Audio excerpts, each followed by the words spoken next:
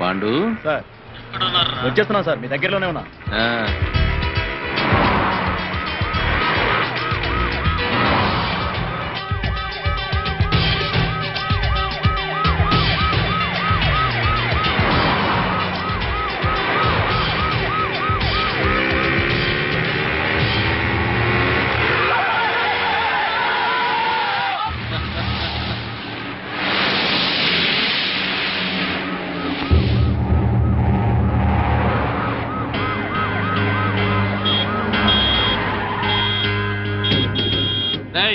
ఏమిటా రోడ్డు అడ్డంగా ఆపావు? ఆపలేదు సార్, ఆగిపోయింది.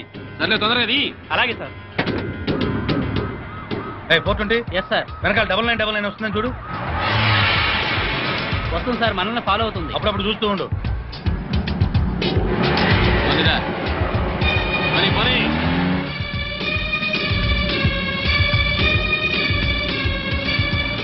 ఏమైపోయిందిరా పోలీస్ జీపు? కనపడదే? అదే అర్థం కావట్లేదు సార్. పోలీసులు ఎవరు కనపడలేదురా? ఏమైపోయారు?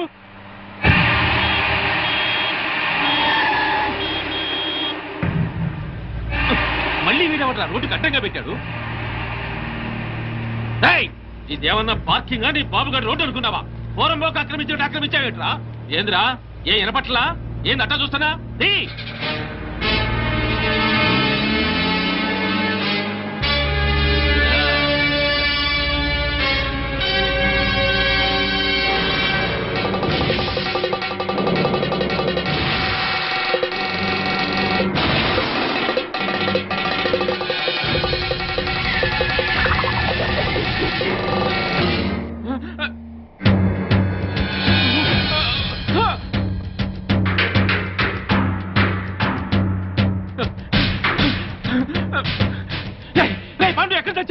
నా వెనకాల ఫాలో అవ్వమని చెప్పాను కదా. మీకోసమే వెతుకున్నా సార్. ఎక్కడున్నారు సార్? నేను ఈ అల్యూమినియం ఫ్యాక్టరీ దగ్గర ఉన్నాను. తొందరగా వచ్చావని.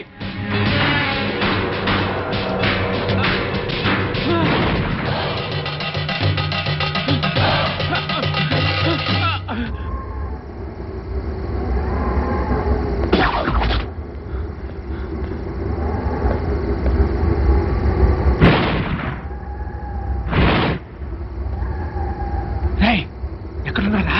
మీరెక్కడున్నారు సార్? ఫ్యాక్టరీ లోపల ఉన్నా.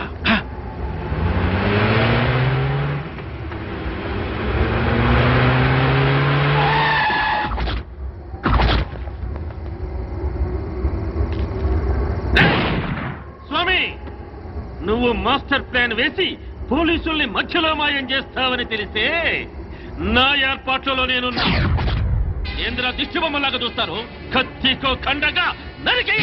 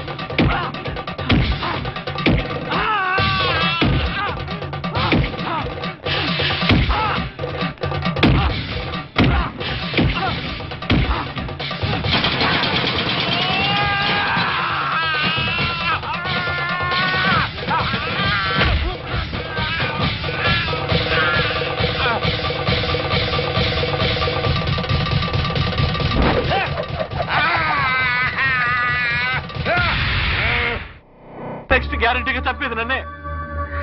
నీ మాట విని ఆ పోస్ట్ మార్టం రిపోర్ట్ తప్పుగా రాసిచ్చి నా ప్రాణం ఎదుగు తెచ్చుకున్నాను రా. వినబడుతుందా? ఇప్పుడు నేను కాపాడవలసిన బాధ్యత కూడా నీ మీద ఉన్నవరే ఉమాపతి. నన్ను కాపాడరా. అరేరా, ఇప్పటిదాకా ఈ కేసులో నా మాటే ఉన్నావు కాబట్టి ఇప్పుడు కూడా నా మాటే విని వెంటనే వెళ్ళి ప్రెస్ మీట్ పెట్టు. ప్రెస్ మీటా? ప్రెస్ మీట్ ఏమిట్రా? నేనిచ్చిన పోస్ట్ మార్టం రిపోర్ట్ కరెక్ట్ అయింది కాదు, మిస్టేకన్ ఐడెంటిటీ అని చెప్తే మన వాళ్ళని మర్డర్ చేసిన కేసులని ఆ మొగుడు పెళ్ళాల మీదకి రావాలంటే చనిపోయింది సీతా గీతలను రుజువు చేస్తే చాలరా, వెంటనే మన లోపల. మిస్టేకెన్ ఐడెంటిటీ మూలంగా పోస్ట్ మార్టం రిపోర్ట్ విషయంలో పెద్ద పొరపాటే జరిగిపోయింది. నర్సాపూర్ ఫారెస్ట్ లో హత్యగాయింపబడింది 35 సంవత్సరాలున్న ఆడవాడు కాదు, 17-18 సంవత్సరాలున్న ఆడపిల్లలు. అయితే చనిపోయింది మెడిసిన్ స్టూడెంట్ సీతాగీతలు అయి ఉంటారా సార్? 100%, 100కి 100 చనిపోయింది సీతాగీతలే. No doubt about it. నా వలన జరిగిన ఈ పొరపాటును క్షమించమని ప్రజలు.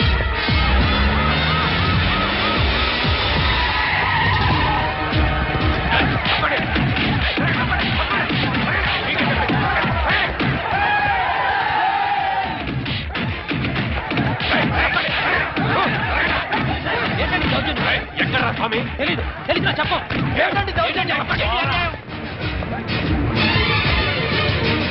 ఎక్కడే నీ మొగుడు? తెలీదు. ఇన్స్పెక్టర్ నోర్మై, పోలీసులతో కోర్టుతో ఆడుకుంది చాలు. ప్రెస్ మీట్ లో డాక్టర్ అంతా చెప్పాడు. మర్యాదగా స్వామిని అప్పగించారా? సరే సరే, లేకపోతే మీ ప్రాణాలు తప్ప అన్ని పోతాయి. బ్రహ్మాండంగా ఉందా నీ ఐడియా? పోలీసులు ఈ పాటికి ఆ స్వామి గారిని అరెస్ట్ చేసి బొక్కలో వేసి ఎరగుమ్ముతుంటారనుకో. మరేంటనుకున్నావు, మనది క్రిమినల్ బ్రెయిన్.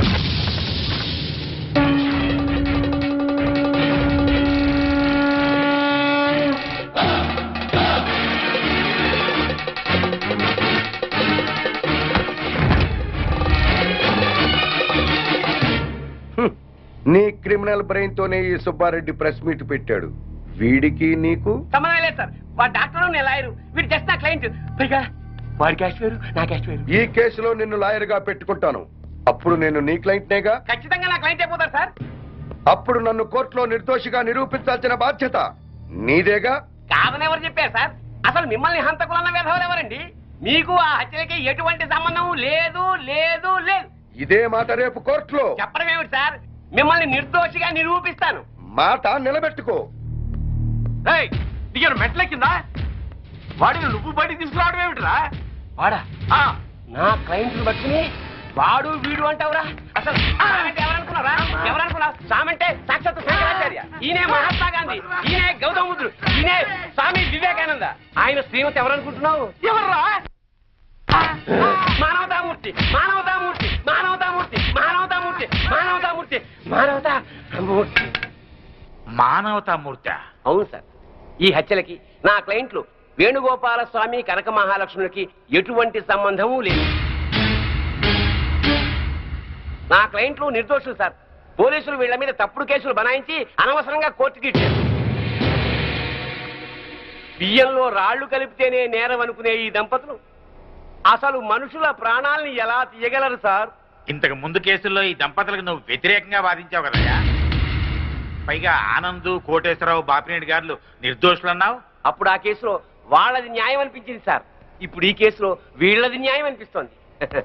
న్యాయం ఎటుంటే నేను అటే ఉంటాను కదా సార్. తప్పులేదు. Proceed. Thank you sir. Driver Yadagiri, Anand, Koteswara Rao, Bapineedu హత్యలకి నా క్లయింట్స్ కి ఎటువంటి సంబంధం లేదు సార్. కావాలనే ఈ పోలీసులు నా క్లయింట్ల మీద లేనిపోని ఆరోపణలతో కోర్టుని తప్పుదారి పట్టిస్తున్నారు సార్.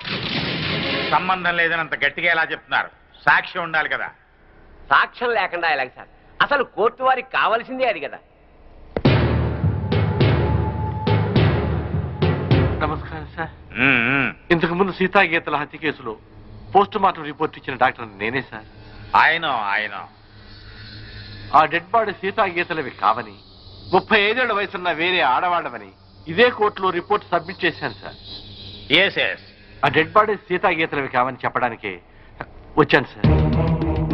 ఏమిటయ్యా, నీ వల్లే కదా ఈ కేసు మళ్ళీ మోసుకొచ్చింది. చనిపోయింది 35 ఏళ్ల వయసున్న వాళ్ళు కాదు, 18 ఏళ్ల వయసున్న వాళ్ళు అని నిన్న ప్రెస్కి నువ్వే కదా చెప్పావు. చెప్పాను సార్. అలా చెప్పాల్సి వచ్చింది సార్. ఈ పోలీసులు నన్ను కొట్టి చిత్రహింసలు పెట్టి ఆ రకంగా చెప్పించారు సార్. కావాలంటే చూడండి సార్. చూడండి సార్, చూడండి సార్, ఎలా కొట్టారో చూడండి సార్. సార్ ఆయన చెప్పేదంత అబద్ధం సార్, మాకేం తెలీదు. కొట్టామని ఎప్పుడైనా ఒప్పుకున్నారా మీరు?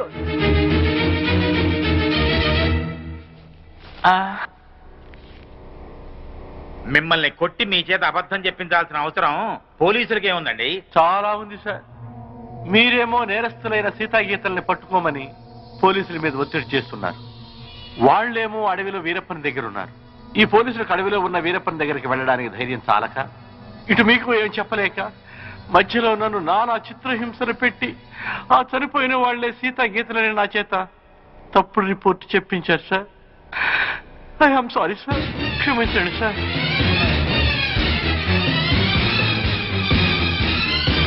ఒక బాధ్యత గల ప్రభుత్వ డాక్టర్గా అప్పుడు ఇప్పుడు ఒకే మాట నిలబడుతున్నాను సార్.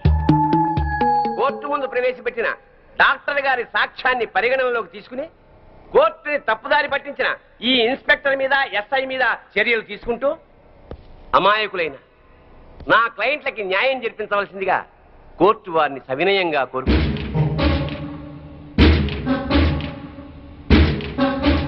ప్రభుత్వ డాక్టర్ వాంగ్మూలాన్ని, పోస్ట్ మార్టం రిపోర్ట్ ని ఈ కేసులో సాక్ష్యాలుగా పరిగణించి చనిపోయిన వాళ్ళు సీతా గీతలు కాదు అని కోర్టు నిర్ధారించడం అయింది.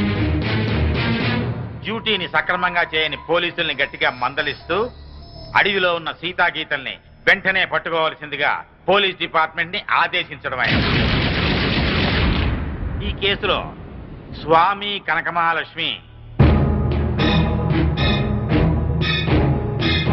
నిర్దోషులు అని తీర్పు చెప్పడం అయింది.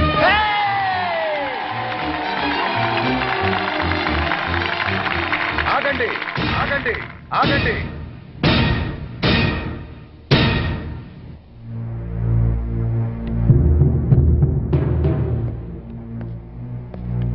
సార్, ఎస్ ఈ కేసులో నేను నా భార్య నిర్దోషులమేగా?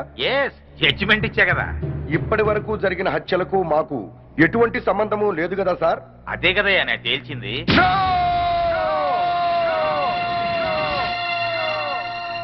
ఆ భగవంతుని సాక్షిగా, ఈ న్యాయస్థానం సాక్షిగా అసలు నిజం చెప్తున్నాను సార్. ఈ హత్యలన్నీ నేనే చేశాను.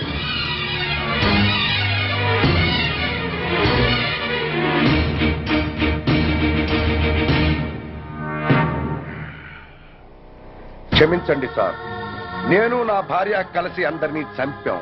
మేము హంతకులం సార్. అయినా సరే లాయర్ గారి చాతుర్యంతో, డాక్టర్ గారి సహకారంతో మేము నిర్దోషులుగా బయటికి వెడుతున్నాం సార్. సామాన్యులమైన మాలాంటి వాళ్లే కోర్టుని మోసం చేసి వెళ్లిపోతుంటే ఇక డబ్బున్న వాళ్ళు, గూండాలు, రాజకీయ నాయకులు కోర్టుల కొత్త వారిళ్లకు వచ్చినట్టు వచ్చి నిర్దోషులుగా వెళ్లిపోతున్నారు సార్. ఇది న్యాయమేనా సార్? బజార్లో సిగరెట్లు కొనుక్కున్నట్టు, కిళ్ళీలు కొనుక్కున్నట్టు సాక్షుల్ని కొనుక్కుని మీ ముందు పెడుతుంటే వాటిని బట్టి తీర్పు చెప్పటం ఎంతటి అన్యాయం సార్. ఈ న్యాయస్థానంలో తప్పు చేసిన వాడికి శిక్ష పడుతుందనే భయమే ఉంటే ఆ దుర్మార్గులు నా చెల్లెల్ని ఇంత కిరాతకంగా చంపేవాడు కాదు సార్. నేను చేస్తున్న ఈ న్యాయ పోరాటం నా చెల్లెళ్ళ గురించి కాదు సార్.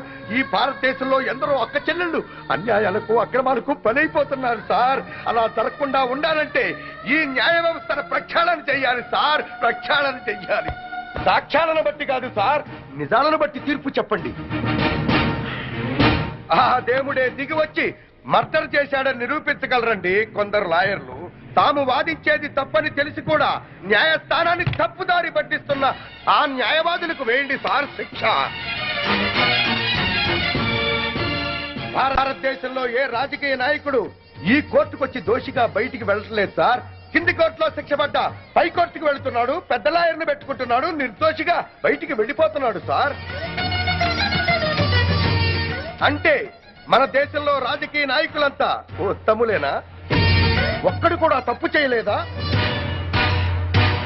ఒక నోటు కట్ట పడేస్తే మన ప్రథమ పౌరుడైన రాష్ట్రపతిని అరెస్ట్ చేయమని ఆర్డర్ పాస్ చేసే న్యాయస్థానాలు ఇక్కడ ఉన్నాయి సార్. ఇక సామాన్యుడి పరిస్థితి ఏమిటి సార్? ఈ న్యాయాలు, ఈ చట్టాలు ఇలాగే ఉంటే ఆడబడుచులు నిండుగా ముసుగేసుకుని ఇంట్లో తాళం వేసి కూర్చున్న మానభంగం చేసి వెళ్ళిపోతారు సార్ ఈ దుర్మార్గులు. అదే చట్టం న్యాయం బలంగా ఉంటే ఒక ఆడబడుచు ఒంటరిగా రోడ్డు మీద వెళుతున్నా కన్నెత్తి చూడటానికి భయపడతారు సార్.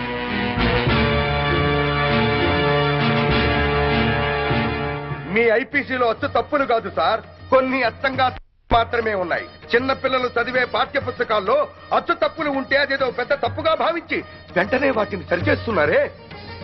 మరి మీ న్యాయశాస్త్రంలో తప్పుల్ని ఎందుకు సరిచెయ్యరు సార్? మేధావులు